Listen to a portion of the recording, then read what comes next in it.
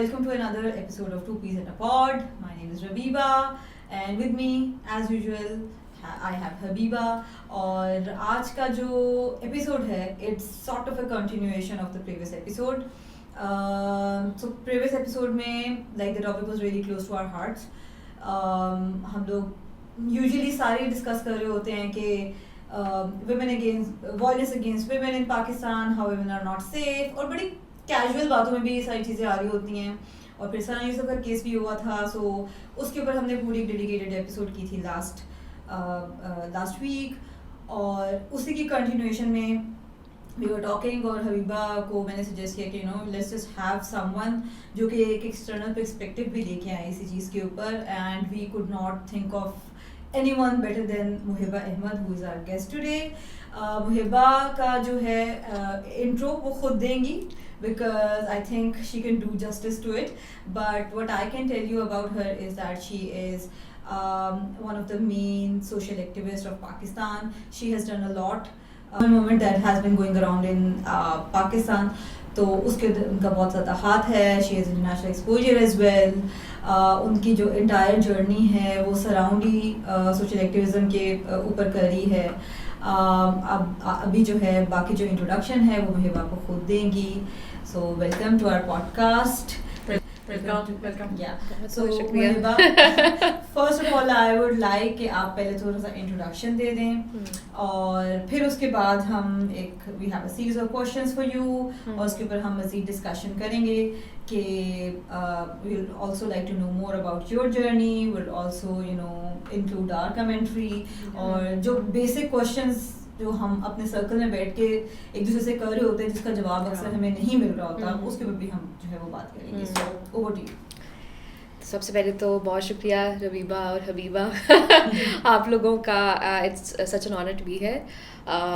मैंने आप लोगों की पॉडकास्ट देखी. I think it's very very important कि जो सोसाइटी के अंदर अभी मसाइल चल रहे हैं उनके ऊपर एक तनकीदी जो है नज़र रखी जाए, तनकीदी जायज़ा किया जाए. और इस तरह से मुझे लगता है कि आपकी पॉडकास्ट जो है वो बहुत एक अच्छी पॉडकास्ट है उस तरीके से. और जहाँ तक मेरी इंट्रोडक्शन की बात है, जैसे कि आपने ऑलरेडी आई थिंक मेंशन कर दिया है, मैं एक पॉलिटिकल एक्टिविस्ट हूँ, पॉलिटिकल ऑर्गेनाइज़र हूँ, और मुझे 10 साल हो गए हैं सियासत के अंदर. अब मैंने अपना ये जो सियासी क्या जर्नी है इसको मैंने यूनिवर्सिटी से स्टार्ट किया था जब मैं गवर्नमेंट कॉलेज में थी. 2017 से 2016 से आई थिंक कि मैं इस सियासत का हिस्सा हूँ. और जो ये सियासत है ये मज़लूम की सियासत है, उन लोगों की जिनकी जनरली जो है जिसे कहते हैं कि उनको आइडेंटिफाई नहीं किया जाता एक जनरल ब्रॉडर पॉलिटिक्स के अंदर, तो उनकी सियासत है ये. औरतों की सियासत है, हमारे तमाम उन बहन भाइयों की सियासत है जो पेरिफेरी का हिस्सा हैं, जिनके साथ स्टेट के काफ़ी ज़्यादा मज़ालिम हैं जो उनको सहने पड़ते हैं. तो मैंने स्टूडेंट पॉलिटिक्स से स्टार्ट किया था, और उसके बाद स्टूडेंट पॉलिटिक्स के बाद एक नेक्स्ट स्टेप होना ज़रूरी होता है. तो स्टूडेंट पॉलिटिक्स के बाद हमने एक मूवमेंट शुरू की थी जिसका नाम था हकूक़ खल्फ़ मूवमेंट. और अब गवर्नमेंट कॉलेज, राइट? जी गवर्नमेंट कॉलेज से जब ग्रेजुएट किए उसके बाद हकूक़ खल्फ़ मूवमेंट का हमने शुरू किया. और वो फोकस थी सबसे पहले तो बहुत बेसिक मसाइल पर, जैसे कि साफ़ पानी का ना होना लाहौर के अंदर, लाहौर शहर के अंदर होना, और जो वर्किंग क्लास नेबरहुड्स हैं उनके अंदर. और उसके बाद उसकी जो हमें इतना साथ मिला उस मूवमेंट के अंदर, उसके बाद हमने इस बात को समझ लिया कि जब तक आप कोई किसी भी सियासी अमल को एक मेन स्ट्रीम के अंदर नहीं लेकर आ रहे, तब तक उसका उस तरीके से किसी किस्म का भी आप चेंज जो आप इन्विजन करते हो वो आप लेकर नहीं आ सकते. इस तरह से हम इलेक्टोरल पॉलिटिक्स की तरफ बढ़ने के लिए हमने अपनी मूवमेंट को एक सियासी पार्टी में तब्दील कर दिया. तो अब वो हकूक़ खल्क़ पार्टी है जिसकी एग्जीक्यूटिव कमेटी का मैं हिस्सा हूँ. और उसके साथ साथ मैं अपने मास्टर्स के लिए अमेरिका में NYU में पढ़ रही थी. अब मेरा मास्टर्स कंप्लीट हो चुका है. और वहाँ पर भी मैंने अपने मास्टर्स के बाद मेरा ग्राउंड पर काफ़ी ज़्यादा वहाँ पर भी काम है, तो मैंने ना सिर्फ पाकिस्तान के अंदर और ग्लोबल साउथ की सियासत के अंदर मैं उसके अंदर शरीक रही हूँ, बल्कि ग्लोबल नॉर्थ की जो सियासत है उसके अंदर भी मैं शामिल रही हूँ। और अभी कुछ अरसा ही हुआ है मुझे वापस दोबारा पाकिस्तान आए हुए। I would like to know more about your journey. Government college हमारा एक बहुत प्रेस्टिजियस इदारा है, ठीक है। आई थिंक मेरा ख्याल है हबीबा, लाहौर में हर बड़ा होने वाला जो बच्चा है ना वो रावियन कहलाना चाहता है। तो वहां से आपने स्टार्ट किया, तो मतलब I would like to know कि वो तो एक इतना स्ट्रॉन्ग इंस्टीट्यूशन है, तो जब आप लोगों ने अपने ये पॉलिटिकल मूवमेंट का आगाज किया होगा तो आपको तो बड़ा बैकलैश आया होगा, तो उसके बारे में थोड़ा सा बताएं कि व्हाट वाज दैट अबाउट। जी बिल्कुल ऐसा ही है, क्योंकि जब हमने 2014-15 में हम लोग गवर्नमेंट कॉलेज में उस टाइम पे हमने स्टार्ट किया था, और उस टाइम पे उस तरीके से जो वोकनेस की भी तहरीक है ना वो इतनी पीक पर नहीं थी। तो जनरली जो सियासत है उसको अभी भी एक बहुत ही ज़्यादा बुरा जो है ना वर्ड समझा जाता था। जो हम sorry to cut you, like जो उसकी एक नेगेटिव कॉनोटेशन है वो यही है ना, मतलब जिसको तो वो बिल्कुल ही घर पे अम्मा पापा कहते हैं बेटा इन कामों में नहीं पढ़ना, कॉलेज जाके इनमें ना पढ़ जाना। ये कि मतलब हम नेगेटिव कॉनोटेशन की ये है कि यार ये तो बड़ी सियासी बंदी है, ठीक है, कि यार ये तो सियासत करती है, ये घर में सियासत करती है, कि सियासत करना मींस कि यू आर इविल। ये तो एक हमने उस पर ठप्पा लगा दिया पाकिस्तान में खास तौर पे। एंड आई थिंक हम लोग अपने न्यू जनरेशन को भी we don't groom them to become politicians. I think there is no pathway. अगर किसी ने सियासत करनी हो ना, किसी के सामने कोई लैडर या कोई भी करियर पाथ नहीं है। बिल्कुल ऐसा ही है। इस तरह से आप देख सकते हैं कि हमारी पार्लियामेंट में कितने यंग लोग हैं जो बैठे हैं, ठीक है। तमाम जो सियासत करते हैं वो सिर्फ या लेगेसी पॉलिटिक्स का हिस्सा है, ठीक है, या उनके पास बहुत सारा पैसा है, ठीक है। उसके अलावा आपको कितने ही हमारे जैसे लोग नजर आते हैं हमारी पार्लियामेंट के अंदर, कोई भी नहीं, ठीक है। और उसका यही इशू था, ये इशू है इस टाइम पर भी है, उस टाइम पर उस वक्त पर भी ये था इशू कि सियासत को एक इतना बुरा लफ्ज़ समझा जाता था। और ये जो लोगों की अब मेंटालिटी हो गई है सोसाइटी के अंदर, एक ये जो सियासत को देखने का, ख़ासतौर पे पाकिस्तानी सोसाइटी के अंदर एक सियासत एक बुरी चीज़ है। तो आई थिंक ये एक बहुत हिस्टोरिकल सा इसके ये एक ट्रैजेक्टरी रही है इसको मतलब इस तरह से डीमोनाइज करने की पॉलिटिक्स को और पॉलिटिकल लोगों को, कि हमें डीपोलिटिसाइज किया गया है, इतने अंदर तक हमें डीपोलिटिसाइज कर दिया गया है कि हम लोग खुद ही सियासत से दूर भागते हैं। पर मुझे लगता है कि मतलब अगर तो कोई भी सोसाइटी अपने आप को एक इनलाइटेंड सोसाइटी कहती है, एक पढ़ा लिखा माशरा अगर अपने आप को कहती है, तो अगर वो सियासत को बुरा समझते हैं या सियासत में हिस्सा नहीं लेते या जो सियासत को एक बुरी चीज़ समझते हैं, तो मुझे लगता है कि सबसे जाहिलाना ये जो है ये बात है बिल्कुल। क्योंकि सियासत आपके ज़िंदगी जीने का तरीका है, आपकी सोसाइटी में कैसे ताकत फंक्शन करती है उसको समझने का तरीका है। तो अगर आप इन सारी चीज़ों को समझ ही नहीं रहे और आप उसको बहुत ज़्यादा अनकूल चीज़ समझ रहे हैं, तो आप एक अनकूल इंसान हैं। और आई थिंक कि ओवर द पास्ट डेकेड लोगों ने ये रियलाइज़ कर दिया, एटलीस्ट जो हमारी नई जनरेशन आ रही है, मैं उनको बहुत क्रेडिट दूंगी इस चीज़ का कि वो इस चीज़ को समझ गए हैं कि हमारा हिस्सा होना चाहिए कि हमारे ऊपर ताकत किस तरीके से इस्तेमाल की जा रही है। तो अगर वो हमारा हिस्सा ही उसके अंदर नहीं है या हम डिसाइड नहीं कर सकते कि ताकत हमारे पे कैसे इस्तेमाल की जा रही है, ऑप्रेस्ड होकर रहना, ठीक है, और उसको समझना कि यही तरीक़ेकार है नेचर का, ये एक बहुत गलत तरीक़ेकार है। अगर आपने जुल्म के ख़िलाफ़ आप नहीं बोल रहे तो आप खुद भी जुल्म का हिस्सा है, ठीक है। तो इस वजह से आई थिंक कि ओवर द पास्ट 10 years हमने देखा है कि ये ट्रैजेक्टरी जो है वो बदल रही है, बेहतर हो रही है। ये was you know doing some research, और आपने भी मुझे जो अपना सारा प्रोजेक्ट्स इन्फो दी, उसके अंदर मुझे बड़ा इंटरेस्टिंग एक वो लगा। उसमें ये था कि बेसिकली जब आपने सारी मूवमेंट वगैरह स्टार्ट की तो बैकलैश इस हद तक था कि आपको बैन भी कर दिया गया था फॉर फर्दर स्टडीज, राइट। और आपने उसमें ये भी लिखा हुआ था कि यू नो उसके बाद आई वाज कंपेल्ड कि मैं पाकिस्तान से बाहर जो है वो देखूं, and then you finally landed in NYU। तो वो बताएं, like what was that phase like कि, और मतलब ये तो मैंने I think for the first time मैंने सुना है कि किसी को बिल्कुल बैन कर दिया गया। ये क्योंकि पेरिफेरी में ये लोगों के साथ बहुत ज़्यादा होता है, पंजाब में ये लोगों के साथ काम होता है, तो इसलिए हमें उस वजह से भी इसका इतना ज़्यादा पता नहीं है। और मुझे लगता है कि जब मैंने सियासत, जिस तरह मैंने आपको बताया कि हमारी सियासत की जर्नी शुरू हुई, वो इस चीज़ से हुई थी। किसी के भी लोगों को मतलब शौक तो नहीं ना होता कि वो सड़कों पर निकल कर बोलने लग जाएं। वो जब आपको अपने हकूक़ नहीं मिल रहे होते, जो आपके बेसिक राइट्स हैं, और हमारा सबका बेसिक राइट है एजुकेशन का, जो कि पाकिस्तान में बिल्कुल भी आई थिंक के किसी भी लेवल पर वो हाफ पॉपुलेशन के लिए भी अवेलेबल ही नहीं है। जितने आपके पास स्टूडेंट्स हैं, आधे स्टूडेंट्स को भी मतलब जो है इन करने के लिए, इनकम्पस करने के लिए यूनिवर्सिटीज़ ही नहीं है। इतनी यूनिवर्सिटीज़ ही मौजूद नहीं है, कॉलेजेस, इतना इंफ्रास्ट्रक्चर ही मौजूद नहीं है कि जितने स्टूडेंट्स हैं वो उनको समेट सके। ठीक है, तो जब ये सब कुछ हो जाता है, और कुछ वो लकी स्टूडेंट्स, वो प्रिविलेज स्टूडेंट्स जिनको ये मौका मिलता है कि वो किसी यूनिवर्सिटी में जा सकें, वो वहाँ क्लासरूम में जाते हैं और वो क्या पाते हैं कि जो ही उनको सिलेबस पढ़ाया जा रहा है जो आज से 50 साल पहले पढ़ाया जा रहा था। ये तो इतनी बड़ी ज़्यादती है ना आपके साथ कि आपकी दुनिया कहाँ पहुँच गई है, और आपको वही सिलेबस पढ़ाए जा रहे हैं जो 50 साल पहले, और आपको उसी तरीके से रट्टे लगवाई जा रहे हैं जो आपको जो आपको साम्राज्य कुव्वतें आज से कुछ 100 साल पहले पढ़ा रही थी, वही चीज़ें आपको दोबारा से सिखाई जा रही हैं। इस चीज़ का विक्टिम है मिस्टर क्रिस्प। एग्जैक्टली वही जो है वो मेरा अभी से अगली जनरेशन का जो कजन है वो भी वही पढ़ रहा है, मैंने भी वही पढ़ा था, और आगे भी प्रॉब्ली 2-3 साल और मेरा बच्चा भी वही पढ़ रहा होगा। मतलब है कि हाँ यार। अच्छा मुहिबा, मैं I wanted to go back to a bit of your roots. So I understand politics का जो अभी आपने बताया, I think this is very good and our generation needs to hear it. आपकी अपनी पर्सनल जर्नी के लिए how did you get into it? Like what was the motivation and did you face any backlash at home कि नहीं बेटा ये नहीं करना? How did that journey pan out कि you said कि नहीं मुझे ये करना है, like as a career?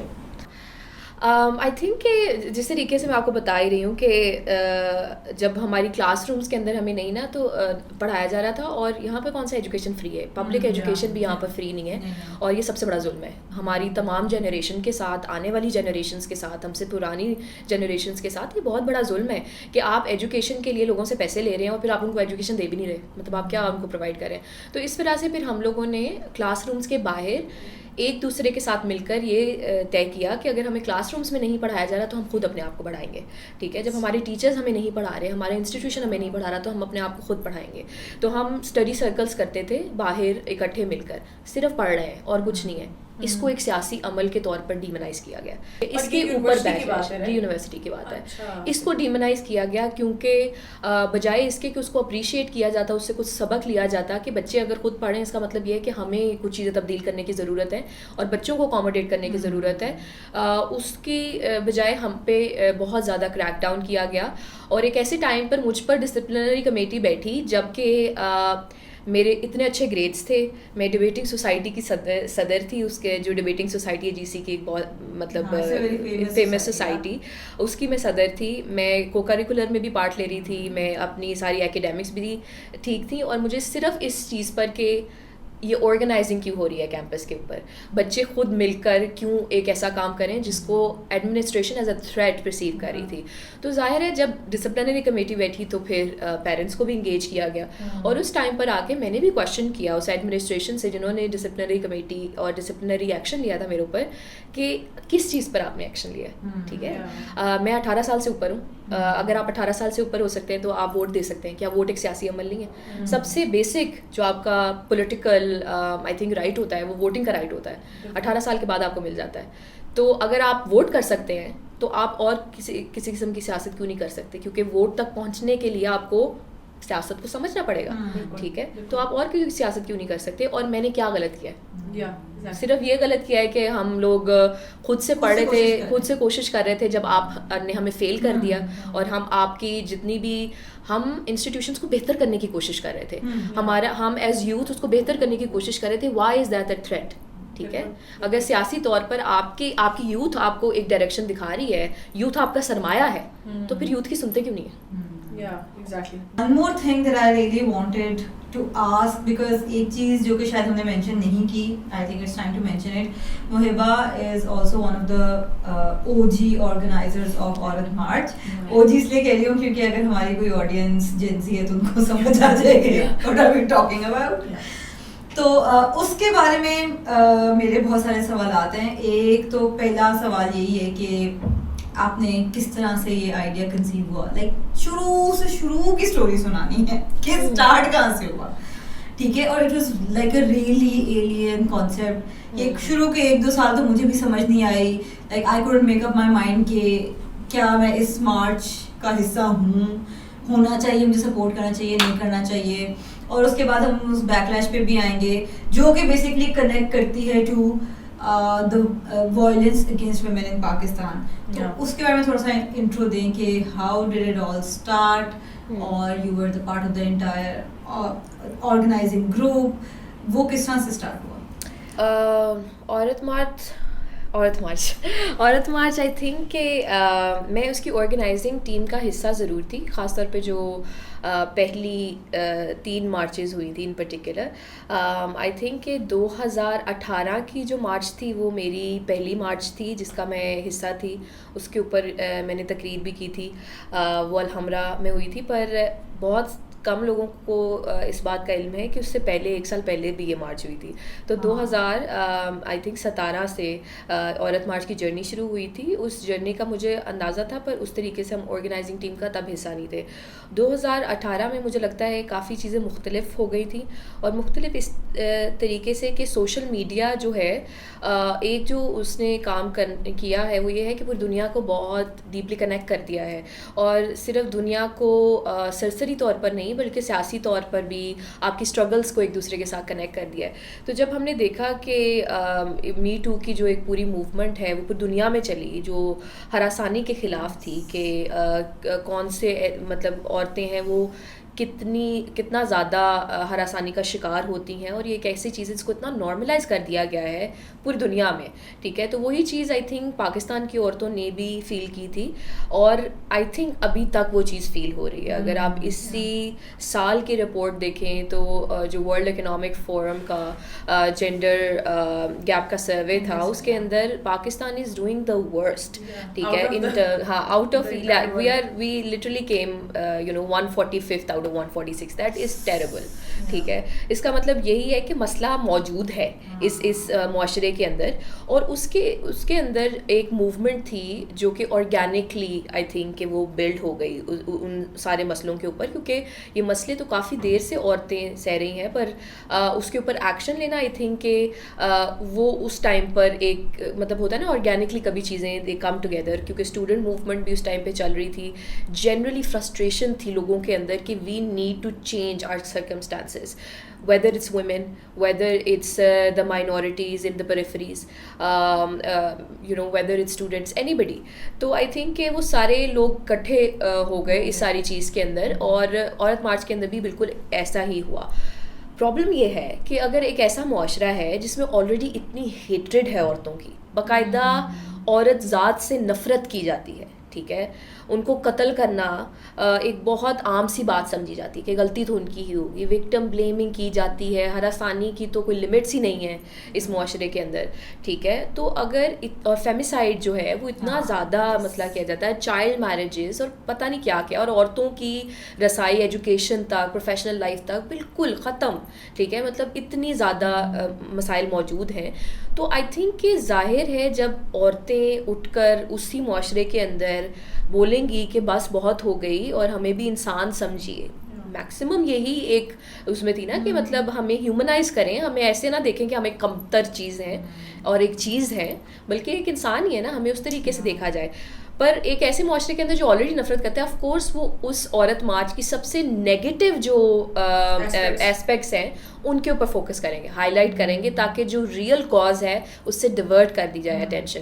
और आई थिंक कि ये सिर्फ पाकिस्तान में नहीं हुआ, जो दायां बाजू है वो पूरी दुनिया में इस तरीके से करता है कि जब जो भी अगर कोई एक मूवमेंट होती है, वो मोमेंटम पकड़ रही होती है, उसके ऊपर से अटेंशन हटाने के लिए आप उसके अंदर या तो आप इन्फिल्ट्रेट कर लेते हो उसको, ठीक है, कि वो जो सर्टन प्लैक कार्ड्स आ रहे हैं वो मतलब कहाँ से आ रहे हैं, क्यों आ रहे हैं हमें नहीं पता, तो इन्फिल्ट्रेट कर लेते हो, उनकी मैसेजिंग ख़राब कर देते हो, उनको इतना नेगेटिवली पोर्ट्रे कर देते हो कि जो उनका एक्चुअल मैसेज है वो दबा दिया जाता है। तो ये औरत मार्च आई थिंक इस चीज़ का फिनोमेना बनी कि एक बहुत ही एग्रेसिव किस्म की उसके ऊपर मतलब कैंपेनिंग की गई, क्योंकि लोगों को पता था कि अगर इसकी एंटाई कैंपेन हम चलाएंगे कि एंटाई औरत मार्च कैंपेन, तो व्यूज़ मिलेंगे। And everybody I think went on that band wagon, और उन्होंने फिर यही किया कि नेगेटिव चीज़ें हाईलाइट की, और वो चीज़ें जिनके लिए औरत मार्च स्टैंड भी नहीं करती थी। ठीक है, break your heart, like it does break my heart कि जब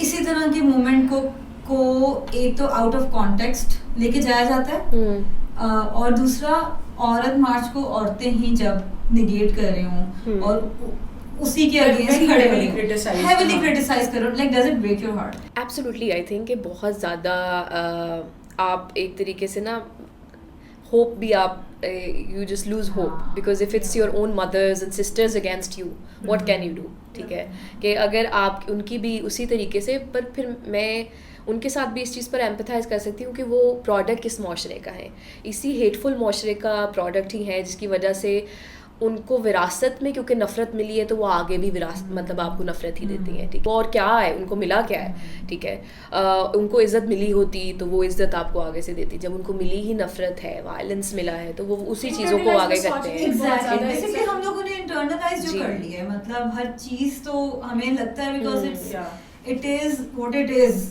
जो ये सोच है ना वो उसी से। और आई थिंक हमारे प्रीवियस जनरेशन का सबसे बड़ा मसला ये है कि जो जैसे जिस तरह से वो एक चेन चलती भी आ रही है, nobody really thought about breaking that chain, और वो फिर वो आगे से आगे इंटरनलाइज होके आगे से आगे वो चलती जाती है, फिर वो एक पूरा मतलब वही है कि जेनरेशनल ट्रॉमा की एक जो है वो चेन है जो चलती जा रही है, और अब उसके ऊपर बारे में ज़्यादा रिकग्निशन ज़रूर हो रही है, पर अभी भी हमारा माशरा बहुत पीछे है उस कैचअप करने के लिए इस पूरी चीज़ को, कि we need to change things, क्योंकि वही वाली बात है कि औरतें भी औरतों के खिलाफ है, मर्द भी औरतों के खिलाफ है। तो महिमा, मेरा इसी के ऊपर एक सवाल है, since we are talking about internalised misogyny, और किसी तरह आपके अपने ग्रुप के लोग ही जब आपके खिलाफ हो जाते हैं तो इट बिकम वेरी डिफिकल्ट कि आप उस मूवमेंट को आगे चला सकें।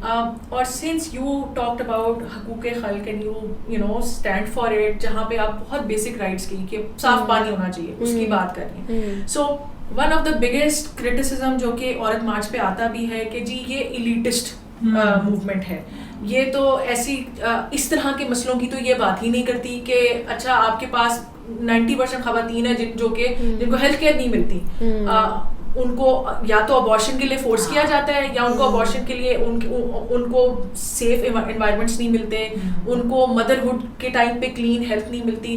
तो लोगों का वो वहाँ से उठा के फिर वो कहते हैं कि अच्छा जब हमारे मुल्क में ऐसे मसाइल हैं तो हम मेरे मर्जी पे क्यों आए, पहले हम ग्रास रूट पे जाएं। सो आपके लिए कितना मुश्किल होता है as an activist and as an औरत, क्योंकि मेरे लिए तो होता है, मेरे से जब कोई इस तरह का सवाल करता है कि अच्छा औरत मार्च में और लोगों के तुम लोगों से बहुत बड़े मसले हैं, तो how do you hold people accountable and hold your self accountable कि ये चीज़ मिस ना हो?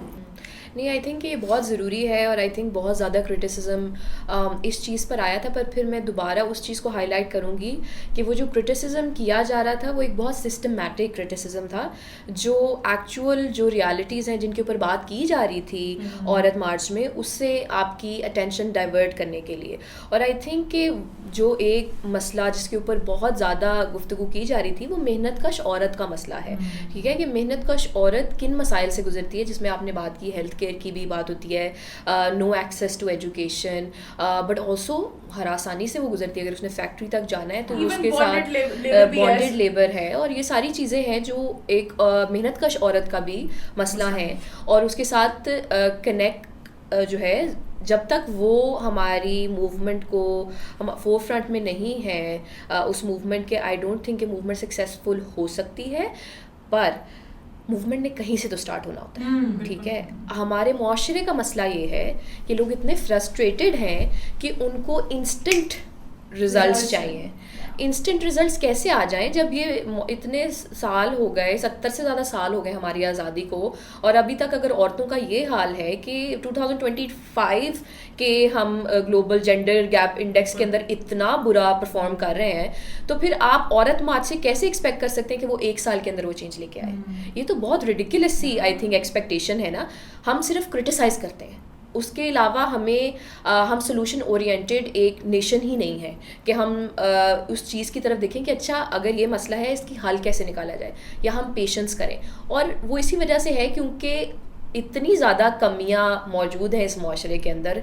तमाम लोग, औरत, मर्द, बच्चे, बूढ़े, तमाम लोगों के साथ इतना बुरा हो रहा है इस माशरे के अंदर कि वो फिर बस अपनी फ्रस्ट्रेशन को इसी तरीके से क्रिटिसिज्म के तरीके से निकालते हैं। तो ऑफकोर्स मेहनतकश औरतें जब तक फोर फ्रंट पर नहीं होंगी आपकी मूवमेंट सक्सेसफुल नहीं हो सकती, पर ये ओवरनाइट चेंज नहीं आता। इस बात को अंडरस्टैंड, मेहनतकश औरतों को भी किसी ने एक्सपोजर देना ना, बताना है कि निकलना पड़ेगा बाहर फोर फ्रंट पे, भले वो कॉज हो, somebody will have to, या तो उन मेहनतकश औरतों में से किसी को निकलना पड़ेगा जो कि उनको लीड कर सके। So I do understand where you are coming from. अच्छा, एक and I know I might get a bit of backlash on this question as well, so I was just thinking about it, and there have been multiple shows and of course I have read books के जब second wave of feminism आई थी US में, there was a clash between people fighting for civil rights like the black movement and the feminism movement, because the black movement really wanted कि वो उनके जो चीजें हैं feminist movement वहाँ से define हो, and the feminist movement wanted कि हम औरतों, अगर हम if we go towards, क्योंकि black men used to do violence as well, so they were like we cannot make it a race issue, so that there was a very big clash there between these two movements, and there have been historical कि फिर इस तरह से जब होता है, जब oppress group when they do not come together, तो वो दोनों को नुकसान होता है उसकी वजह से। मेरा इस पे सवाल ये है कि अभी Aurat March, even though when it started it was all about women, I think rape और इस किस्म की चीज़ों के ऊपर काफ़ी बात हो रही थी। Now it has turned into a mixture of both women rights and transgender rights. I am all up for transgender rights, but do you see that happening कि उसकी वजह से women rights की movement जो है वो dilute हो जाती है? ये conversation सिर्फ मतलब आपका question ही, I think ये globally एक ऐसा globally question है जो कि बहुत ज़्यादा उभर रहा है, बार बार इसके ऊपर बात हो रही है, काफ़ी लोगों के काफ़ी ज़्यादा criticism है इस चीज़ के ऊपर। हमारा understand करने का तरीका इसको बहुत एक simple सा है, और वो ये है कि अगर तो आप समझते हैं, अगर हकीकी आज़ादी की बात करते हैं, तो हकीकी आज़ादी जो होती है उसमें जब तक आपके मतलब तमाम पिसे हुए तबके आज़ाद नहीं होते, तब तक कोई पिसा हुआ तबका आज़ाद नहीं हो सकता। जिस तरीके से ये भी एक बहुत फेमस कोट है कि no woman is free until all women are free, ठीक है। और जिस तरह आपने सेकेंड वेव की भी मतलब बात की, ऑल्दो मैं इस वेव की कैरेक्टराइजेशन से डिसएग्री करती हूँ, क्योंकि मुझे लगता है कि एक बहुत लिबरल तरीका है फेमिनिज्म को देखने का। वेव्स, हिस्ट्री वेव्स में नहीं आती। हिस्ट्री ऐसे नहीं होता कि एक मोमेंट आया और फिर गिर गई है, एक मोमेंट आया फिर, जब वो एक मोमेंट और एक मूवमेंट आती है, औरत मार्च भी जब आई, क्या वो इसी वजह से आई कि उस एक पर्टिकुलर साल के अंदर कुछ ऐसा हुआ जिसकी वजह से वो मूवमेंट बनी? नहीं, उसके पीछे इतना वो बिल्डअप था, लोगों की स्ट्रगल थी जो उसके पीछे गई। तो हिस्ट्री ऐसे नहीं वेव्स की तरह फंक्शन नहीं करती। तो इस वजह से मैं वेव्स की जो कैरेक्टराइजेशन है, मुझे लगता है वो एक बहुत लिबरल सी कैरेक्टराइजेशन है, क्योंकि वो आपको जो सरमायादार तबका है, जो ताकतवर तबका है, वो चाहता है कि आप हिस्ट्री को इस तरीके से देखो, क्योंकि फिर आप वेट करते रहोगे कि कब वो मोमेंट आएगा। जब वो मोमेंट आएगा तब हम करेंगे कुछ, आप हर वक्त कुछ नहीं कर रहे होते, टाइम पे जाके पार होगी तब हम बाहर निकलेंगे, ठीक है। तो इस वजह से मुझे इस बात से प्रॉब्लम है कि हम लोग बिल्कुल लिबरल फेमिनिज्म के तो अगेंस्ट है, टोटली 100%। लिबरल फेमिनिज्म पाकिस्तान के अंदर बिल्कुल इफेक्टिव नहीं हो सकता, जैसे वो अपने मुल्कों के अंदर इफेक्टिव नहीं था कि काली औरतें, अगर स्याफाम औरतें निकल रही हैं और वो आपको कह रही हैं कि आप हमारी बात तो कर ही नहीं रहे, आप हमारे ऊपर आप ही जुल्म कर रही हैं और औरतें ही जुल्म कर रही हैं हमारे ऊपर, और हमारी तो कोई बात नहीं हो रही। इसका मतलब ये है कि वो फेल कर गई ना मूवमेंट, जिसने ये बात ही नहीं की। तो इसी तरीके से पिसा हुआ तबका सिर्फ औरतें तो नहीं है ना, बिल्कुल, ट्रांसजेंडर्स कितना ज़्यादा जुल्म हो रहा है ट्रांसजेंडर्स के साथ भी इस मुल्क के अंदर। और सिर्फ वो नहीं, जो हमारी तमाम नेशनलिस्ट मूवमेंट्स चल रही हैं पाकिस्तान के अंदर, हमारी लेबर मूवमेंट्स चल रही हैं, हमारी वर्कर मूवमेंट्स चल रही हैं, इस वजह से चल रही है क्योंकि एक जो तरीका होता है जो वेस्टर्न मुल्कों के अंदर मिल जाता है या बाकी जो ग्लोबल साउथ मुल्क हैं यूनियनाइजेशन का, हमारी तो यूनियंस ही मौजूद नहीं किसी किस्म की भी कि अगर कोई यूनियन हो जो प्रोटेक्ट कर सके उनके राइट्स, ठीक है, unions at all. Like Pakistan is the worst when it comes to global south country when it comes to unions. हमारी सारी यूनियंस ऑलमोस्ट बैंड है और 3 चलती है जब उन्होंने और वो भी थोड़ी, वो भी बहुत थोड़ी. हाँ एग्जैक्टली. और वो भी 3% से कम हमारी यूनियन डेंसिटी है. That's terrible. 3% से कम हमारी यूनियन डेंसिटी है, ठीक है, एग्जैक्टली. और दी ओनली ग्लोबल साउथ मुल्क जिसमें स्टूडेंट यूनियंस नहीं है. दैट इज टेरेबल कि अगर आपको कोई रिप्रेजेंट करने के लिए नहीं है और उसके बाद जब लोग खुद आपस में ऑर्गेनिकली कनेक्ट करते हैं फिर आप क्रिटिसाइज कर देते हैं कि ये स्टूडेंट्स जो हैं ये वायलेंट हैं, ये पढ़ाई से चालू हैं इसलिए ये यूनियंस के अंदर, ये औरतें हैं ये तो अमीर औरतें हैं ये तो गरीब औरतों की बातें ही नहीं कर रही, ठीक है, ये ट्रांसजेंडर्स हैं ये तो औरतों की मूवमेंट को, औरतों को पीछे करने की कोशिश कर रहे हैं खुद उसमें करने की. तो आप ये क्रिटिसिज्म्स का लेवल देख रही हैं. This is all systematic and done by the people in power because they don't want to take you seriously, ठीक है, and they don't want to take your movement seriously, and that's why they're doing it. So absolutely, like if we want to talk about women, alongside that we have to also talk about other oppressed identities. If we are not talking about them, we will not be able to bring about any kind of meaningful change. If we want meaningful change, सबको साथ लेकर चलना पड़ेगा, ठीक है. I have a question, which is a very candid question जो मेरे जहन में आया, and because I feel you're the right person to answer this, क्योंकि आपका एक्सपोजर पाकिस्तान का भी बहुत ज़्यादा है, because आपने बहुत ज़्यादा एक्टिविज्म और इस तरह के मूवमेंट्स में किया हुआ. सो आपने धूपों में और मतलब उसमें भी सड़कों पे जा के रैलीज वगैरह निकाली हुई हैं. You have talk to people और उस तरह से आपका नेटवर्क है. And then you have been associated with drum as well, जो कि बेसिकली यूएस में जो मार्जिनलाइज्ड कम्युनिटीज हैं उनके लिए आप लोग काम करते हैं, और हम उसके ऊपर भी आएंगे. But all I'm talking about, like what I want to ask you is कि आपने दोनों एक बहुत ही top of the top culture में काम किया हुआ है न्यूयॉर्क में, एंड देन आपने पाकिस्तान में भी काम किया हुआ है, रिमोट एरियाज में भी किया हुआ है. Where did you feel that you were like safer to work and talk about what you wanted to talk about? Do you think कि पाकिस्तान वाकई ही it is not safe for women, और you felt कि नहीं बाकी जगहों पे बाकी में यही हाल है? Because I will tell you why I am asking this question. Because last जो हमने एपिसोड की थी, it was right after Sana Yusuf was murdered brutally, और उसके ऊपर हमारी ये सारी थी, उसमें हमने बाकी सारे केसेस भी डिस्कस किए. और जब उस एपिसोड को रिकॉर्ड करने के बाद जब मैंने कुछ लोगों से बात की तो वहाँ पे मुझे ये सुनने को मिला कि पाकिस्तान में तो there is no way that women are safe. हाँ, बाहर फिर भी थोड़ी सी सेफ्टी है. And then there were people जो कहते थे कि भाई पाकिस्तान तो क्या, women are not safe in anywhere in the world. तो उस पे आपका क्या टेक है? बिकॉज आपने बहुत करीब तरीके से इस चीज़ पे काम किया हुआ है. So what is your take on that? मेरा मतलब एक्सपीरियंस यही रहा है. आई थिंक बहुत इंटरेस्टिंग क्वेश्चन है ये भी. मैं भी बहुत सोचती रही हूँ और एक्सपीरियंस करती रही हूँ कि what is the difference. And that is absolutely your disclaimer that this is just महिबा's opinion. Yes do not take it as something जो कि कंक्लूसिव है या कोई research based. It's just what you have experience. Yes I think ये वाली चीज़ तो of course आप एक्सपीरियंस करते हो क्योंकि उस सोसाइटी के अंदर बहुत सारी मूवमेंट्स और बहुत सारी स्ट्रगल. ये भी जानने की ज़रूरत है ना कि अमेरिका की 250 साल की हिस्ट्री है, हमारी कितनी पुरानी हिस्ट्री है. पहली बात तो ये, और उनकी स्ट्रगल बहुत पुरानी है, लंबी है. तो उसके बाद उन स्ट्रगल्स के बाद ऑफ कोर्स आई थिंक कि वो एक ऐसे पॉइंट पे इस टाइम पे, और ऊपर से यह है कि इकोनॉमिकली उनका मुआशरा कंपैरेटिवली थोड़ा सा बेहतर है. मतलब जिस तरीके से हमारी इकॉनमी, क्योंकि ज़ाहिर है वो एम्पायर है, वो सबको लूट मार कर वो अब सारा पैसा उनके पास ही, वो अपने पास ही रखते हैं, ठीक है. पर वहाँ पर भी मैंने ये महसूस किया कि अगर आप कहीं औरतें कम्प्लीटली सेफ हैं, बिल्कुल भी इस तरीके की बात नहीं है. आपकी आइडेंटिटीज़ जो है ना वो मुख्तलिफ़ तरीके से फंक्शन करती हैं दुनिया के मुख्तलिफ़ हिस्सों में. अब यहाँ पर अगर आप औरत हो तो आप वनरेबल पोजीशन में हो, क्योंकि यहाँ पर औरतों के ख़िलाफ़ बहुत ज़्यादा आई थिंक हेट्रेड है. पर वहाँ पर औरत होने की बुनियाद पर शायद मेरे पे हमला ना हो, पर इमिग्रेंट होने की बुनियाद पर हो जाएगा, मुसलमान होने की बुनियाद पर हो जाएगा, ठीक है.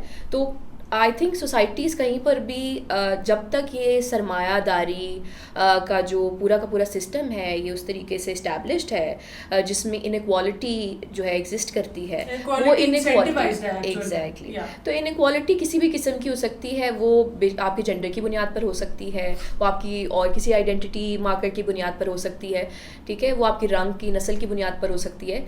ये इनक्वालिटी को जनरेट करने वाला जो सिस्टम है ये मुख्तलिफ़ तरीक़ों से मुख्तलिफ़ कॉन्टेक्स्ट में फंक्शन करता है। तो एज एन औरत मुझे वहाँ पर इतना ज़्यादा, हाँ मैंने सेफ्टी बेहतर थी, ऑफ कोर्स मैं पूरी रात वहाँ पर फिर सकती थी। आई am completely safe on the basis of the fact that I am a woman, but I might not be safe on the basis of the fact that I'm a Muslim and I'm an immigrant. ठीक है, तो they would the harm would be on the basis of that identity. तो I think कि मैंने मुख्तलिफ़ किस्म की जो है नज़रिए वहाँ पर देखे हैं, आइडियोलॉजीज़ मुख्तलिफ़ किस्म की, और ऑपरेशन को मुख्तलिफ़ किस्म से वर्क करते हुए देखा है। तो yes, on your question, I felt safer as a woman. But on other identity markers, I did not feel safe enough, because the problem at the end of the day is this bigger system, capitalism, that we are fighting against. I think वही बात है ना, मतलब जिस तरह हमने एक episode में like that one of our episode was like entirely on the privilege. Yeah, so ठीक है, तो वो basically वही वाली बात है कि underprivileged आप कहीं ना कहीं किसी ना किसी तरीके से बन जाते हो, बन जाओगे, और हाँ मतलब you can तभी आप वो चीज़ एक्सपीरियंस कर सकोगे जो बाकी मार्जिनलाइज आपकी कम्युनिटीज फेस कर रही होती हैं या माइनॉरिटीज फेस कर रही होती हैं।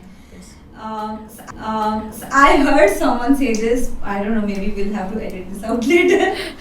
Somebody said that you are safe if you are Sunni in Pakistan. No, Sunni male Punjabi Pakistani. Yes, for sure. You're the most safe आपके लिए जिंदगी जो है वो गुजार है अगर आप सुन्नी मेल पंजाबी हैं। यस, आई थिंक उससे भी बढ़ के मैं इसको भी जो आपने बात की ना, इसके भी है कि आपकी ज़िंदगी सेफ है अगर आप अमीर हो, that's it, that's the end line, that's the bottom line.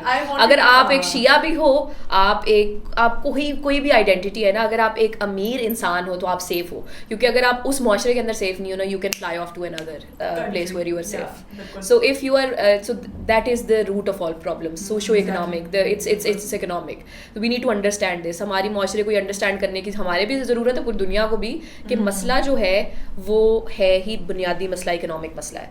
आप अमीर हो, आपकी जिंदगी सेट है।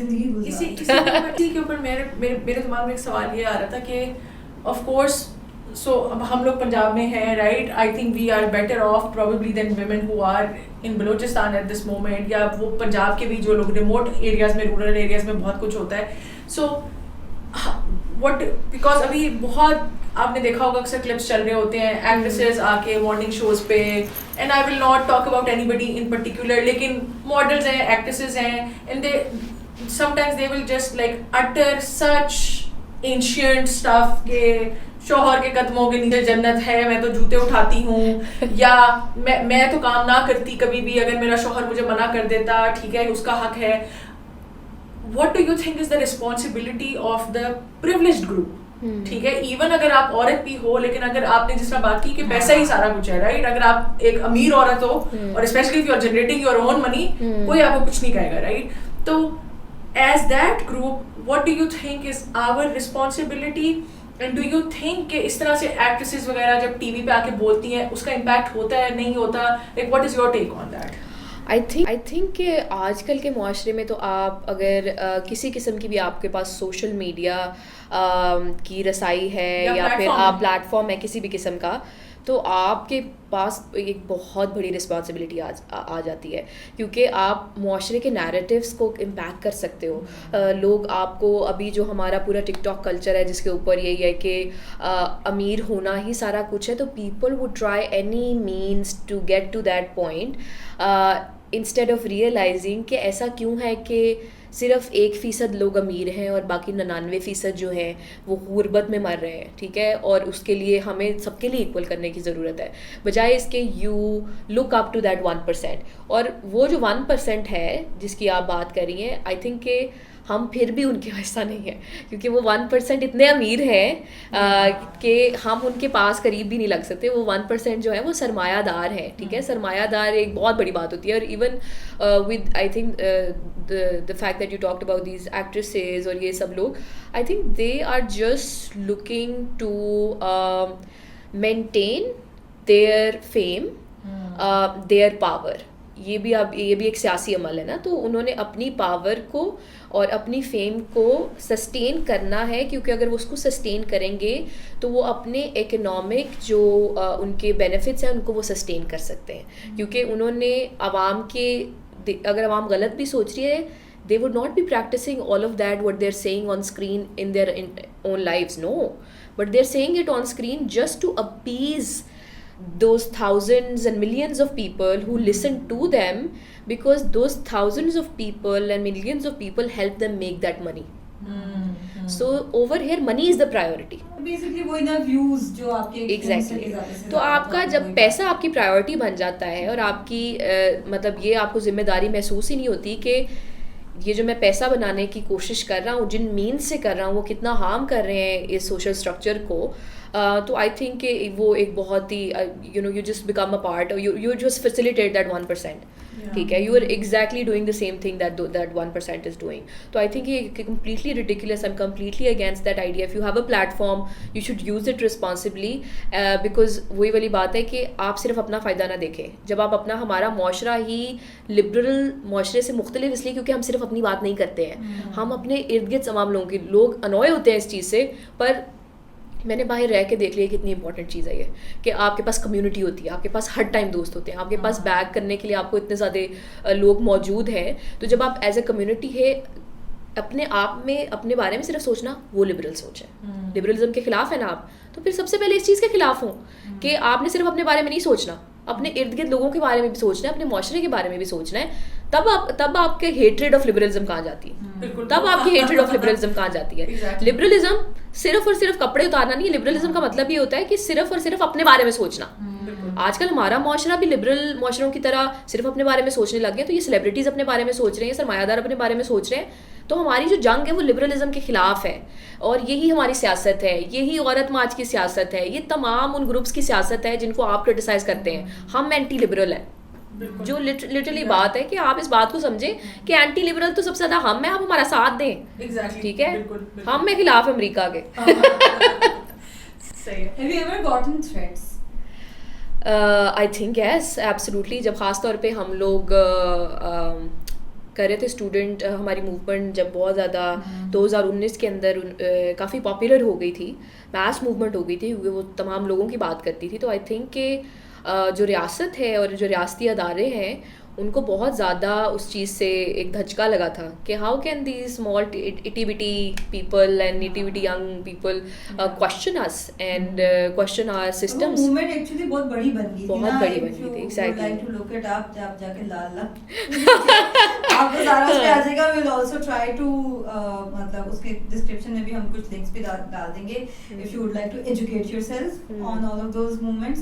I think it was one of the biggest movement जो कि इन रीसेंट हिस्ट्री है, इन रीसेंट हिस्ट्री जो कि आई थिंक मैस मूवमेंट बन गई, बिल्कुल ऐसे है।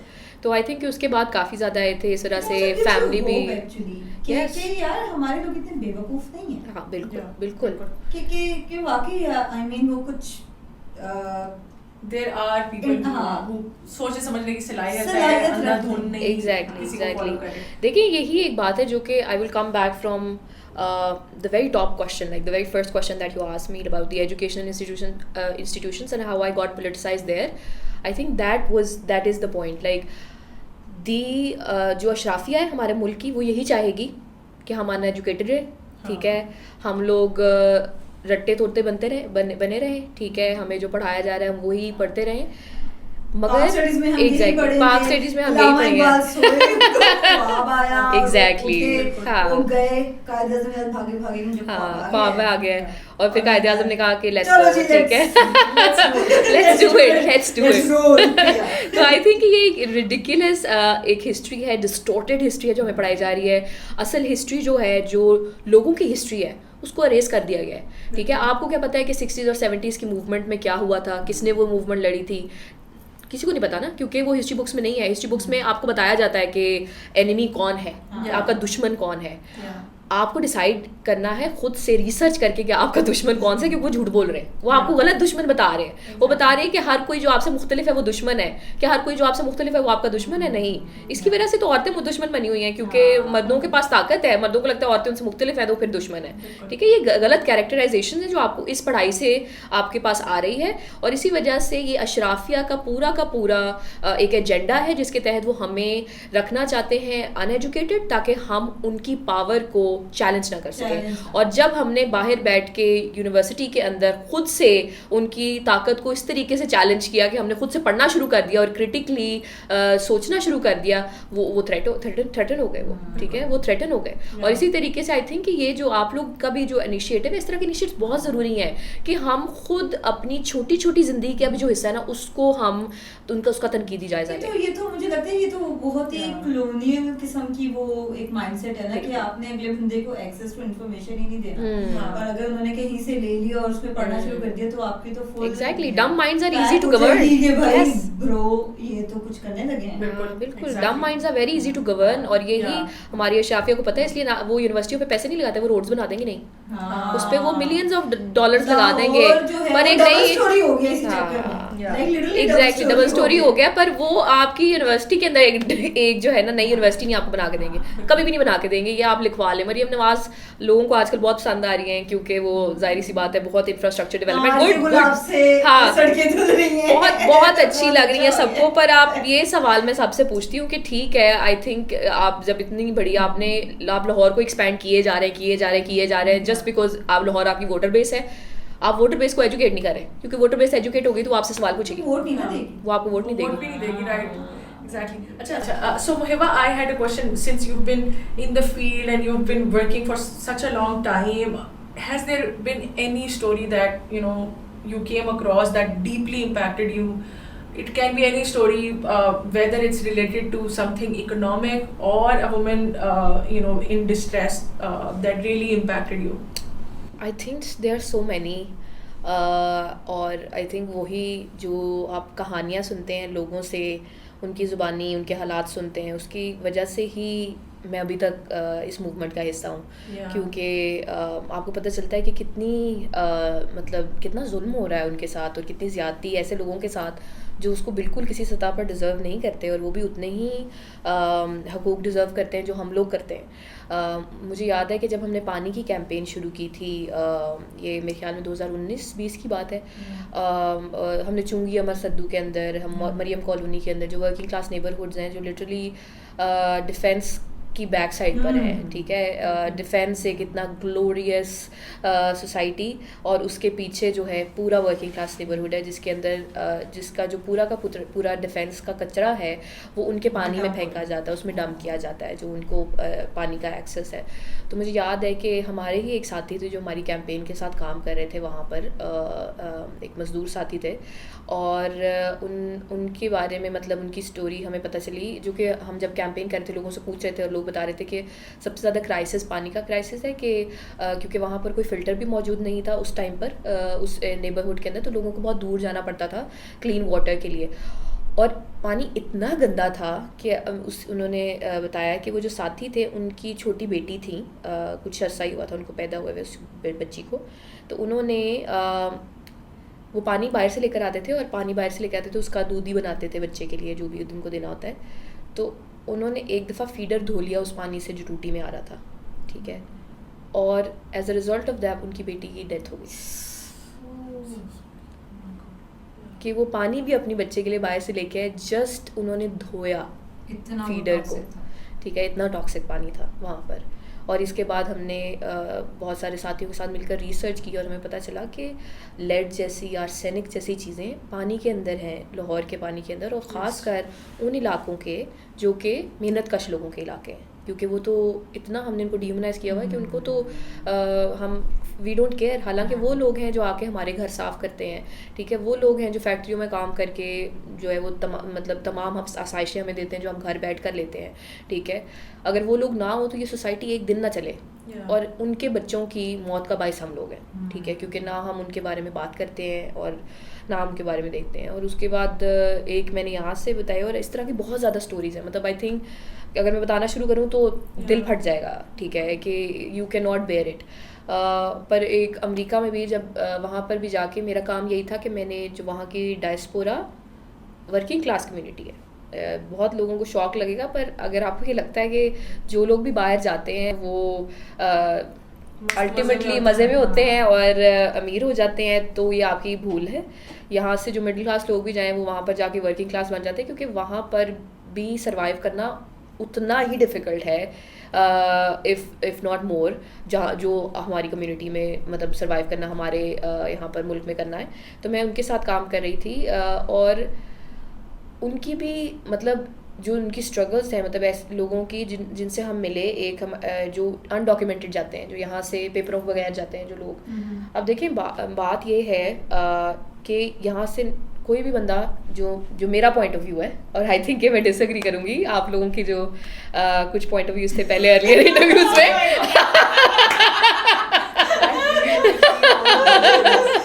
तो आई थिंक कि कोई भी अपना मुल्क छोड़ना नहीं चाहता। Nobody wants to leave. Nobody wants to leave. I didn't want to leave. अगर मेरे पास यहाँ पर मतलब थोड़े से भी होती ना, मतलब पैसे होते कि मैं अफोर्ड कर सकती कोई यूनिवर्सिटी को, कोई बेहतर यूनिवर्सिटीज़ को, I would never have left. And the university that I could afford, they did not keep me because they did not like the fact that I was political and I questioned the wrongs that they were doing, and they did not give me admission. And in a university where I taught for 2 years, मैं क्यों आप मुझसे क्यों पढ़वा रहे हैं अगर आप मुझे इतने काबिल ही नहीं समझते कि मैं एक मतलब बैचलर्स के बाद एक मास्टर्स की डिग्री कर सकती हूँ आपकी यूनिवर्सिटी में, तो आपने 2 साल अपने बच्चे मतलब अंडर ग्रेजुएट के बच्चों को क्यों पढ़ाने दिया मुझे, ठीक है, आपने क्यों रखा मुझे एज अ टीचर। तो उसके बाद क्योंकि आप मतलब हमारी यूनिवर्सिटीज़ जो हैं दे don't want critical minds, they don't. और अमेरिका को भी हम क्रिटिसाइज करते हैं, पर अमेरिका की यूनिवर्सिटीज़ जो हैं वो हमें स्कॉलरशिप्स देकर बुला रही हैं, ठीक है, क्योंकि वो इसी तरीके से ब्रेन ड्रेन होता है ना, जो कि आई थिंक रैकेट लेवल पर इस पॉइंट इन टाइम पे हो रहा है, क्योंकि लोग छोड़ना नहीं चाहते, पर जब आपके पास अपॉर्चुनिटीज़ ही मौजूद नहीं है यहाँ पर, तो आप क्या करेंगे, आप मजबूर हो जाते हैं, स्पेशली जब आप प्रिविलेज से नहीं आते, ठीक है। जब आप वहाँ पर जहाँ तक आप पहुँचे हैं अपनी मतलब बेस पर पहुँचे हैं ना, तो अगर आप एक मेहनत कश या एक मिडिल क्लास फैमिली से आ रहे हैं ना, तो वो चीज़ कभी आपका पीछा नहीं छोड़ती, क्योंकि आप कम्प्लीटली उसके अंदर से कभी भी निकल नहीं सकते। आप हमेशा, आपको ये होता है कि एक आपके पास कोई बैकअप नहीं होता, ठीक है, so you have to be your own backup, and that's why people go to these countries. But over there when you go there, when you see, जब आप देखते हैं कि वहाँ पर लोगों के साथ क्या हो रहा है, कि लोग वहाँ पर 16-16, 20-20 घंटे काम करते हैं। वो ऐसी जगहों पर रहते हैं, जिस कम्युनिटी में मैं काम कर रही थी, एक कमरे के अंदर ना 20-20 लोग सोते थे, 20-20 लोग सोते थे, और वो पैसे कमाकर इतना, क्योंकि इतने पैसे नहीं होते अगर आपने वापस घर पैसे भेजने ना, जिसकी वजह से यहाँ पर लोग सर्वाइव कर सकें, तो फिर आपका सर्वाइव करना मुश्किल हो जाता है। 20 लोग थे जो कि अपनी शिफ्ट्स के टाइमिंग के हिसाब से सोने की शिफ्टें लगाते थे, ठीक है। और हम वहाँ पर एक मतलब साथी से मिले जो हमारे साथ हमारी मूवमेंट का हिस्सा भी थे। वो मेरे ख्याल में 21 साल हो गए उनको रहते हुए अमेरिका के अंदर, और उस 21 साल के अंदर जाहिर सी बात है उनको कोई पेपर नहीं मिले, कुछ नहीं हुआ, और वो इस मजबूरी से गए थे कि वो घर के बड़े थे, तो उनको मतलब थोड़े बहुत पैसे जमा करके उनको डंकी लगवा के भिजवा दिया गया ताकि वो वहाँ से कमा सके। वो 21 साल अपनी पूरी फैमिली के लिए कमाते रहे। उसके पीछे से भाई मतलब माँ बाप की डेथ हो गई, उनके भाइयों की शादियाँ हो गई, उनकी भाइयों के बच्चों की शादियाँ हो गई, उनका क्या बना, वो तो एक ATM मशीन ही रहे सारी ज़िंदगी। उनके साथ वो क्या वहाँ पर जो बीतती है, उनको जब देखते हैं कि 21 साल एक बंदा अपने घर नहीं आ सका, और उसकी ख्वाहिश ये है, हमने उनसे पूछा, मतलब जब हम उनसे बात कर रहे थे कि मतलब उनकी क्या ख्वाहिश है, अगर वो मतलब अब अगर उनका कोई ख्वाब है तो क्या ख्वाब है। पहले तो उन्होंने कहा ये बिल्कुल झूठा ख्वाब है जो हमें दिखाया जाता है कि अमेरिका में जो है ना, the dream of America, the dream that you know, the city of dreams, I think that was a lie. And he is like, इतनी हसरत से उन्होंने कहा कि अगर मैं दोबारा ज़िंदगी जी सकता ना तो मैं अपने लिए जीता, ठीक है। तो ये लोगों की स्ट्रगल्स हैं जो वहाँ पर भी पाई जाती हैं, और हमें अपने मुल्क को बेहतर करना है. Nobody wants to choose to leave this place, but the fact is that they are forced to leave it because of the opportunities. ठीक है, that don't exist, that are not present, and that's why you see so much brain drain. Historic brain drain हो रहा है पिछले 3 सालों के अंदर हमारे मुल्क के अंदर, और बहुत वरीसम. आई थिंक के सारे जो ब्रिलियंट माइंड्स हैं वो सभी अगर निकल जाएंगे तो मुल्क का क्या होगा. And I think Muhiba, that it's the last question from our side, since you mentioned such, like मुझे अभी बैठे हुए रोना आ रहा है और मैंने भी सिर्फ एक स्टोरी सुनी है. How do you manage the burnout and the grief that comes as like a package of this work, and how do you actually cope with it and keep going? ये बहुत डिफ़िकल्ट क्वेश्चन है, पर एक I think over the 10 years I have burned out quite couple of times. और उसके बाद इतने ज़्यादा लोगों, क्योंकि जब आप ग्राउंड पर काम कर रहे होते हैं ना और आपका काम ये है कि आपने मेहनत कश लोगों के साथ, तो जो मेहनत कश लोगों का गम है वो बर्दाश्त करना किसी का भी, मतलब जो उनके साथ जुल्म हो रहा है, जिस लेवल पर जुल्म हो रहा है, तो आई थिंक कि वो बर्दाश्त करना बहुत मुश्किल काम है. ठीक है, जब आप इमीडिएटली कोई रिलीफ भी नहीं पहुंचा सकते उनको. आपको पता है कि ये एक स्ट्रक्चरल मसला है, जब तक ये सिस्टम टूटेगा नहीं तब तक आप कोई भी चेंज नहीं ला सकते. पर आई थिंक कि एक जो चीज़ है वो जो मुझे भी साथ जोड़ी रखती है वो है होप, एक उम्मीद कि चीज़ें बेहतर हो सकती हैं या चीज़ें बेहतर करनी होंगी. ठीक है, हम एक ऐसी दुनिया में नहीं रह सकते जो हम अपनी आने वाली जनरेशन के लिए इन्विजन ना कर पाएँ. कि क्लाइमेट क्राइसिस चल रहा है, दुनिया तबाह हो रही है. आप हमारे मुल्क के अंदर ही देख लें, रोज़ हर साल की बुनियाद पर फ्लड्स बढ़ते जा रहे हैं, हीट वेव्स क्रेज़ी हो रही हैं. ये कुदरत नहीं कर रही, ये लोगों का कमाल है, और ये सरमायादारों की वजह से हुआ है. जो सरमायादारों ने यहाँ पर गंद फैलाया है हमारे मुल्क के अंदर, और ना सिर्फ हमारे सरमायादार बल्कि जो बैरून मुल्क से जो सरमायादार आते हैं, ये अमेरिका जैसे और ये जो यूरोपियन ममालिक हैं जिन्होंने इतनी ज़्यादा इन्वायरमेंट को ख़राब कर दिया है. इम्पैक्ट वो हमें डालती है क्योंकि हमारी जो सोसाइटीज़ हैं वो इतना इंफ्रास्ट्रक्चर उनके पास मौजूद नहीं है, इसलिए वो हमें इम्पैक्ट बहुत ज़्यादा करती हैं इस तरह की चीज़ें.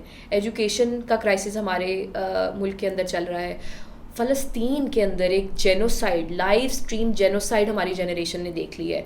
और अगर वो फ़लस्तीनी अभी तक लड़ रहे हैं, अगर उनका लड़ना आपको होप नहीं देता तो पता नहीं फिर क्या चीज़ आपको होप देती है. अगर वो मतलब जिनके तमाम फैमिलीज़ को वाइप आउट कर दिया गया है, जो भूखे मारे हैं इस टाइम पर, वो गिव अप नहीं कर रहे हैं, तो आप कैसे कर सकते हैं? आई डोंट थिंक कि आपको करना चाहिए.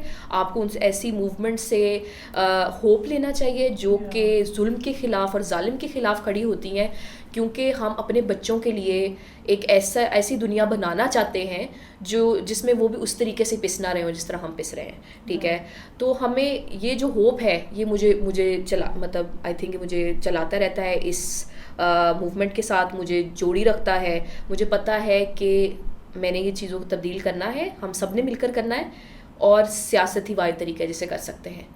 सियासत ही चेंज लेकर आती है, सियासत ही पावर के डायनामिक्स को बदलती है. तो इसकी वजह से आई थिंक कि होप मेरी बर्नआउट और मेरी ग्रीफ से बढ़कर है. Thank you so much for coming, Muhiba. For me, it has been truly inspirational listening to you. Thank you so much. Because to be honest, I am somebody that comes from a lot of fear, and the courage that I see in you, to be honest, it's so थोड़ा सा मुझे भी inspiration मिल गया. Maybe I should also इतना डर के रहने की ज़रूरत नहीं है. Really grateful for you to come here and talk about from an educated perspective, because Rabiba and I always try, but I think somebody who has worked so much in this field and have seen so many stories, I think ये perspective बहुत ज़रूरी था हमारी audience के लिए. We really wanted to bring that forward. Thank you so much for having me. Thank you, Muhiba. Thank you everyone for watching. We need more subscribers. We need more viewers. Please support us by viewing our content and by liking and sharing it with others. Thank you so much. We'll see you next week. Bye.